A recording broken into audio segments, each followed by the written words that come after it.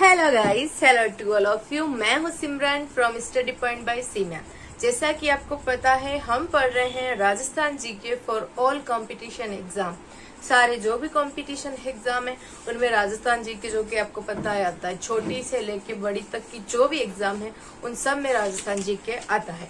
तो राजस्थान जीके के अंतर्गत राजस्थान इतिहास का टॉपिक मेवाड़ का गुहिल राजवंश, और उसमें अपने पहले वीडियो में जो कि राणा कुंभा के सारे 7 या 8 वीडियोस में जो टॉपिक्स बनते हैं वो क्लियर कर लिए हैं। अब हम पढ़ेंगे कुंभा का जो अगला वंशज है, राणा उदाकरण या उदा, जिनके बारे में आप जानते हैं, जिनको मेवाड़ के पितृहंता के रूप में जाना जाता है, क्योंकि इन्होंने ही अपने पिता राणा कुंभा की हत्या की थी।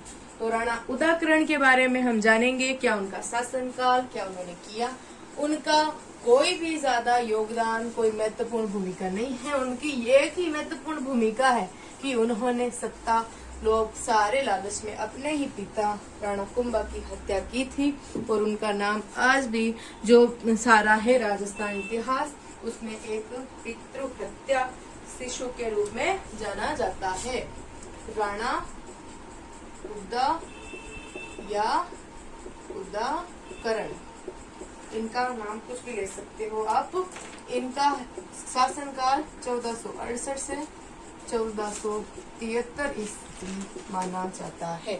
सबसे पहला, आप सबका जो भी राजा हुए उनके लगभग आपको 80% आपको कम से कम एज टिप्पे की तरह एक मतलब वो कहते हैं ना, संभावना भी होनी चाहिए कि लगभग, जैसे कि शायद ऊपर ऊपर का आपको याद आना चाहिए। भले आपको इस सन कौन सा था वो याद नहीं हो, लेकिन आपको ये 1400 1500 ये याद हो जाएगा ना, तो उससे जुड़े हुए आप युद्ध वो आप आसानी से याद रख सकते हो। उससे जुड़े हुए निर्माण कृतियां उसको आप अच्छे से याद रख सकते हो। तो प्लीज आप किसी भी राजा को पढ़ो तो उनका जो शासनकाल है उसको जरूर आप अच्छे से याद रखें। तो उदाकरण या राणा उदा, इनका काल क्या था वो मैंने आपको बता दिया। ये क्या थे? कुंभा के ज्येष्ठ पुत्र, कुंभा के ज्येष्ठ पुत्र। फिर है कि इनको मेवाड़ के प्रथम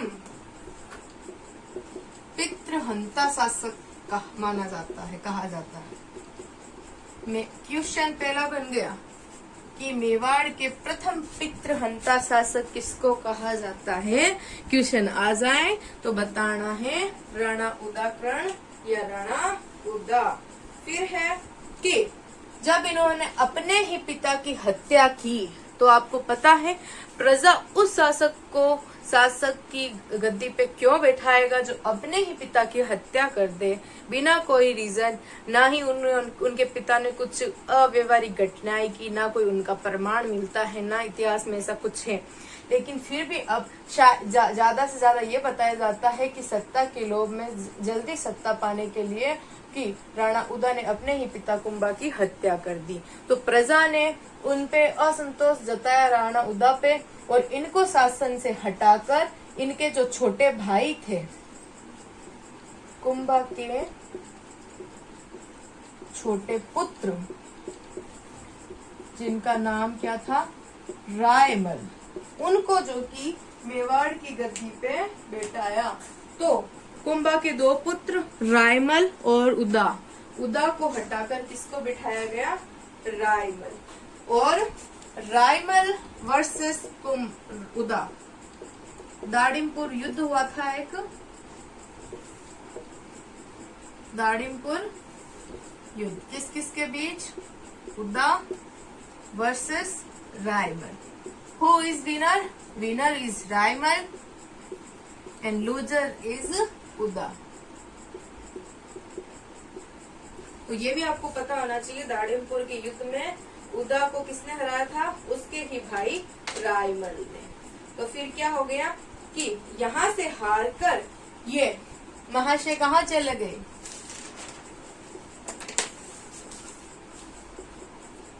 गयासुद्दीन खिलजी की शरण में मांडू कहाँ चले गए? मांडू चले गए। कौन? राणा उदयकरण जो कि मांडू चले गए।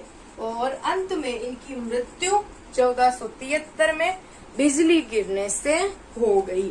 तो ये था राणा उदा या उदयकरण का हिस्ट्री। तो 1468 से 1473 इसका मतलब शासनकाल माना जाता है। ये कुंभा के ज्येष्ठ पुत्र, मेवाड़ के प्रथम पितृहंता शासक और कुंभा के छोटे पुत्र जो थे रायमल, जब इन्होंने अपने पिता की हत्या कर दी उदा ने, तो प्रजा ने रायमल को मेवाड़ का शासक बनाया और रायमल ने अपने भाई उदा को दाड़िमपुर के युद्ध में हराया और हार कर जो राजा उदयकरण या उदा हैं वो गयासुद्दीन की खिलजी की शरण में मांडू चले गए। सो गाइस, आपको राणा उदयकरण के बारे में बताई हुई डिटेल पसंद आई होगी। अब हम नेक्स्ट वीडियो में पढ़ेंगे राणा रायमल के बारे में। जय हिंद, जय भारत, जय राजस्थान।